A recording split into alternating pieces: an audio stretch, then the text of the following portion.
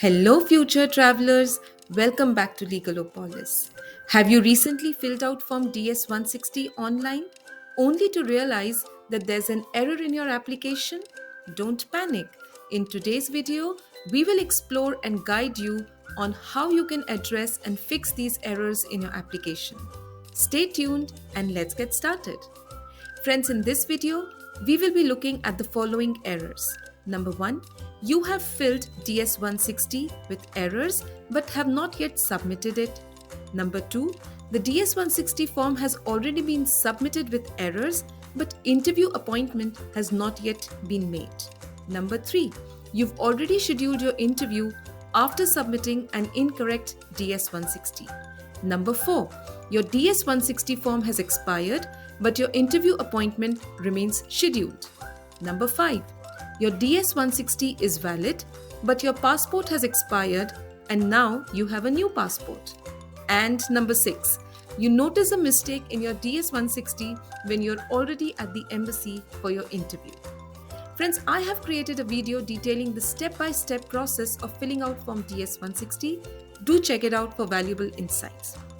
Now friends, there are two kinds of potential mistakes that you could make on DS160 form: material and immaterial. Material errors are the serious ones that could affect your eligibility for the visa. These mistakes are mistakes in important information like the visa type you've applied for, the spelling of your name or your dependent's name, incorrect passport number, your current home address where your visa will be sent by post, dates of previous travel to the United States, travel details of other countries you visited in past 5 years, criminal history, security questions, and if applicable in your case, the name of the individual or the organization that assisted you with the preparation of DS160 application. These mistakes are serious mistakes and it's crucial to fix these mistakes as soon as you spot them. On the other hand, immaterial errors aren't serious. These are mistakes like a slight spelling error or a slight variation in the dates that you are quoting in your DS160. Now friends, although it's better to correct these errors as well, however, they will most likely have no implications on your eligibility for US visa if they are left unchanged. Now friends, let's address how to fix errors in various scenarios. Scenario number 1, where you have filled an incorrect information on DS160 but not yet submitted it. Now friends, if you've not yet submitted DS160 application and you spot some errors in them and it's been less than 30 days since you started filling Form DS160. In this scenario, you have up to 30 days from the date you started filling out DS160 to review your information thoroughly before finally submitting your application. Make sure to take full advantage of this grace period so that your application is complete and accurate. Avoid rushing through the process as submitting hastily increases the risk of errors. Now to retrieve your application, first visit the CEAC website. Next, choose the location where you'll be applying for your visa and enter the code.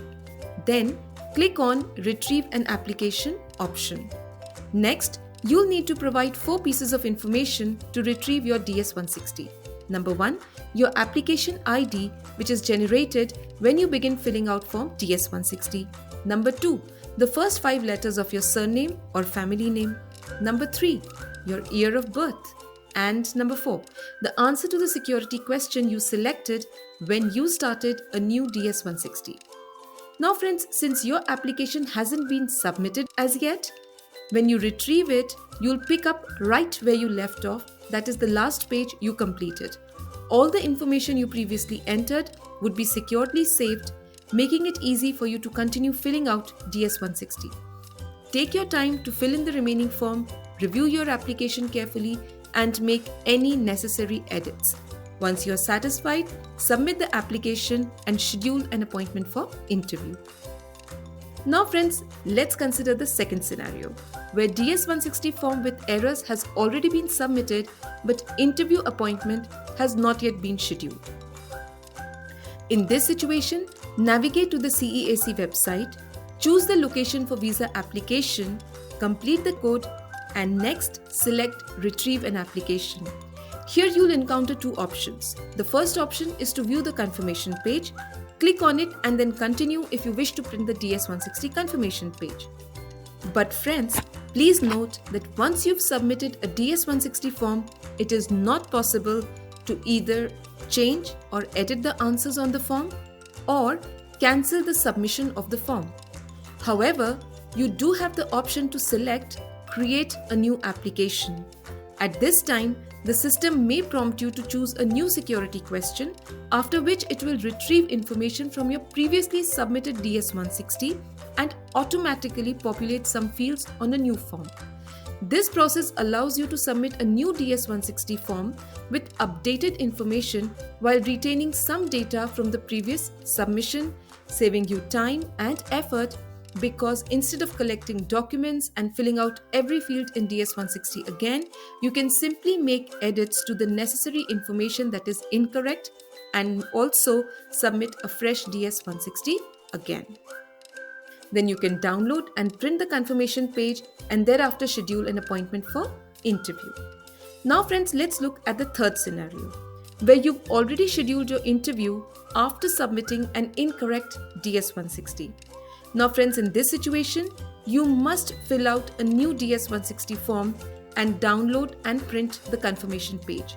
There is no need to schedule a new interview appointment. However, remember to bring both the new and old DS160 forms with you to your interview.